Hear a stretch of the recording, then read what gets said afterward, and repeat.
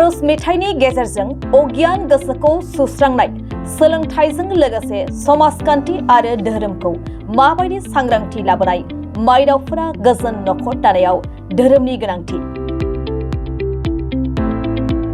बे आयदाफोरखौ लानानै उदालगुरि जिल्ला दुलाराय बाथौ गौथुमनि सिङाव थानाय जराफुखुरि बियाब दुलाराय बाथौ गौथुमा सानसेनि मेहेरगोनां हाबाफारिजों 2 नं सोनाब माजुलि बाथौपारा गामिनि थानसालियाव खुंगा थामथि बिमा माहारि सावराय जथुम आरो लाइमोन बादा खुंफुंनो थाखाय साखाफारा जादों। गाबोननि खुंनो गोनां हाबाफारिनि सायाव आबुङै मिन्थिनो थाखाय उदालगुरिनिफ्राय खौरांगिरि सोरांसार बाग्लारिनि मोनसे रादाबखौ आबुङै नायना लानि। नंगौ दिनैनि सानाव जितु जोंनि जाखांबोनाय लाइमोनफोर बे लाइमोनफोरा दिनै बबे लामाजों थांदों थारैनो बेयो दिनैनि सानाव साननो गोनां आरो बे लाइमोनफोरखौ जोङो जुदि जोथोन लानोब्ला जोंनो धोरोमनि फारसे गियान थानाया खोब गोनांथि होननानै बे समाव जों बुंनांगोन। थारैनो नैबे समाव दङ आङो उदालगुरि जिल्लानि सिङाव थानाय जिहेतु नैबे जराफुख्रि बियाबनि आवथानि जितु सोनाब माजुलि बाथौपारा गामियाव आरो बे बाथौपारा गामियावनो जितु जराफुख्रि बियाब बाथौ गौथुमनि जि खुंगा थामथि बिमा माहारि आरो बेजों लोगोसे जि लाइमोन शिबिर बा सावराय जथुमा बेयो गाबोन सानसेनि मेहेरगोनां हाबाफारिजों जानो थांगासिनो दं आरो बिनि सायावनो दिनै बिथांमोना जि लाहार फाहार खालामनाय बेखौ जोङो नोंथांमोननो दिन्थिनो थाखाय जों बे समाव दंफैयो। थारैनो नैबे समाव आंनि भिडिअ जार्नालिस्ट बिथांखौ आं दिन्थिनो थाखाय खावलायदों जिहेतु नैबेनो जाहैबाय जितु उदालगुरि जिल्लानि सिङाव थानाय जितु माजुलि बाथौपारा गामिनि आरो बे बाथौपारा गामियावनो जितु गाबोननिफ्राय जितु खुंजानो थांगासिनो दङ थामथि बोसोरारि जितु माइनाव शिबिर आरो बेजों लोगोसे जि लाइमोन शिबिर जराफुख्रि बियाब बाथौ गौथुमनि बे सावराय जथुमा बेयाव जागोन आरो बेयावनो जितु नैबे दिनैनि जि साखाफारा जानाय बे साखाफारा आयदानि सायाव आरो गाबोननि जितु हाबाफारियाव मा आयदाखौ लानानै बिथांमोना बे हाबाफारिखौ खुंनाय जादों बिनि सायावनो आङो बागै गुवारै मिथिनो थाखाय जितु जराफुख्रि बियाबनि जि आफादगिरि बिथाङा आंजों लोगोसे दङ आरो बिनिफ्रायनो आङो मोनफ्रोमबो बाथ्रानि सायाव जितु गाबोननिफ्राय जि जानो गोनां हाबाफारि बिनि सायाव आं मिथिनो लागोन। दासिमाव जितु माबायदि साखाफारा जाखो गाबोननिफ्रायनो जितु जानो थांगासिनो दङ नोंथांमोननि जि थामथि बोसोरारि सावराय जथुमा लाइमोन आफादनि बे बिथिङाव मा बुंगोन नोंथाङा? गाबोननिफ्राय जोंहा जितु जराफुख्रि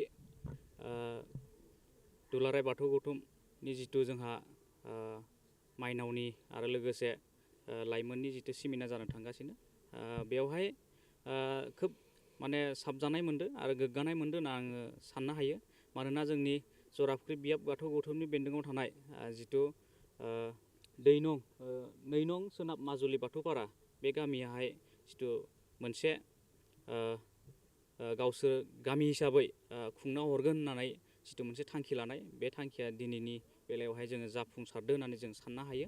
मानोना बिथांमोना जोंखौ अननानै जोंनि जितु बियाबनि लाइमोन आरो माइनावनि जितु सेमिनार जानो थांगासिनो बेनि गासै खामानि दामानिखौ मावनानै होनायलाय जोङो बियाबनि जानानै जोङो साबायखर बावो बिथां गामिनि गासै रायजो राजा आफादगिरिजों लोगोसे गाहाय नेहाथारि आरो माइनावनि गासै आरो लाइमोननि गासै बिथांमोनखौ आं साबायखर बावो आरो गाबोननि जोंहा फुंबिलिनिफ्राय 6 रिंगानिफ्राय लानानै जोबजासिम 4 रिंगासिम जोंहा हाबाफारिया जागोन। दा बेवहाय जों बायदि रोखोमनि जोङो प्रग्राम जितु हाबाफारि लानाय जादों। दा बेवहाय जोंहा प्रग्रामा जाहैगोन जोंहा जितु 6 रिंगानिफ्राय लानानै जोंहा 4 रिंगासिम बेनि गेजेरावनो जोंहा आर'जबो लानाय जादों। बे आर'जनि आयदाफारियाव जोंहा आलासि हिसाबै जों मोननो हादों दुलाराय बर' फरायसा आफादनि उदालगुरि जिल्लानि जोंहा लोगो नेहाथारि रमेन रामसियारि। बेबायदि लाइमोनफोरनि थाखाय बेखौ मा आयदाखौ लाना सावरायनाय जागोन बेयाव?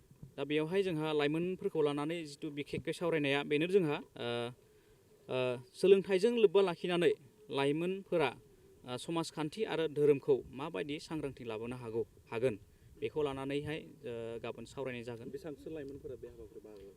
दा खमसे खम जोंनिफ्राय जों बुंनाय बायदिब्लाथ' जोङो 200निबो बांसिन बाहागो लागोन होनना जोंनिफ्राय जोङो खावलायदो। दा लागोनखौ जोङो दिनैसिम जों मिथिदो लाथारगोन बाहागो लागोन।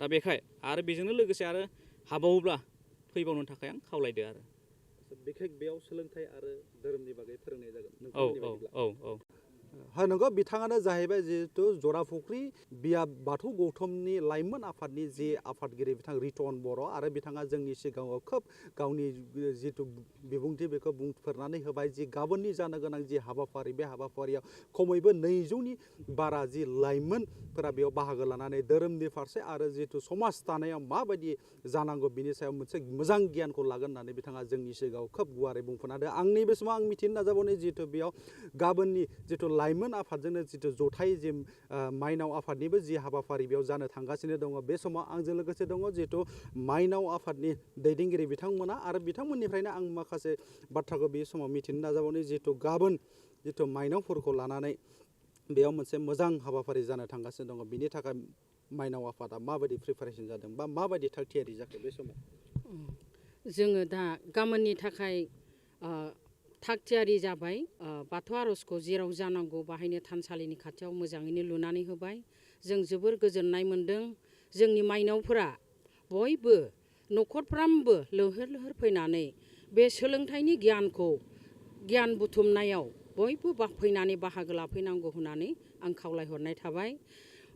जराफुख्रि बियाबनि 17खान गामियाव जा माइनाव दङ लाइमोन दङ बिथांमोनखौ गासैखौबो नैबे जोंनि खुंगा 3थि बिमा माहारि सावरायमेलनि जुथुमायाव जिहेथु धोरोमनि बागै फोरोंनाय जागोन बोसोन होनाय जागोन बे बोसोनखौ न'खर दानायाव बा न'खर जौगानायाव बिमा माहारिया माबायदि जानांगौ बेनि थाखाय बिथांमोना फोरोंनो फैगोन।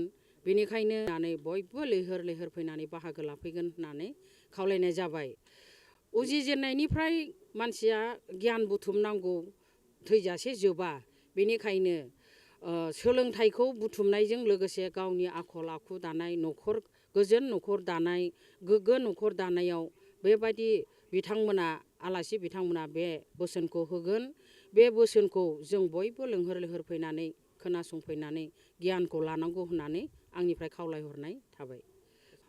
नंगौ जिथु बिथांमोनाबो खोब गावनि मोन्दांथिखौ बे समाव बुंफोरनानै होबाय जिथु जराफुख्रि बियाबनि सिङाव थानाय मोन 17 गामिनिफ्राय जिथु खमैबो 800निफ्राय लानानै 900सो जिथु बिमा माहारिफोर दङ बियो गाबोननि जानो गोनां हाबाफारियाव बाहागो लागोनखौ बिथांमोना जोंनि नैबे बे समाव मिथिहोनायखौ जोङो नुनो मोननाय जादों। आरो बेजों लोगोसे बुंबावदों जिहेथु गाबोननि जानो गोनां हाबाफारियाव जि बिमा माहारिखौ जिथु बोसोन होनो थाखाय मिरु दुलाराय बाथौ गौथुमनि गाहाय नेहाथारि सांग्रिलि बर'आ बेयाव बाहागो लाफैनायखौ जोंनि सिगाङाव मिथिहोनायखौ जों नुनो मोननाय जादों। थारैनो बोथोरा जोबोर गाज्रि अब्लाबो बिथांमोना बे बोथोर गाज्रिखौ नेवसिनानैबाबो जिथु गाबोननि हाबाफारिखौ बिथांमोना गाजा गोमजायै खुंफुंनो थाखाय नैबे 2 नं सोनाब माजुलि बाथौफारा गामियाव बिथांमोना जथाय जानायखौ जों बे समाव जों नुनो मोननाय जादों। थारैनो जोंबो हास्थायदों बे समाव रायजोनि जानानै जि बिथांमोननि जि गाबोननिफ्राय जि सानसेनि हाबाफारि लानानै जि हाबाफारि खुंनाय बेयो मोजाङै मोजां जाफुंथों होननानै नैबे समाव आङो उदालगुरिनिफ्राय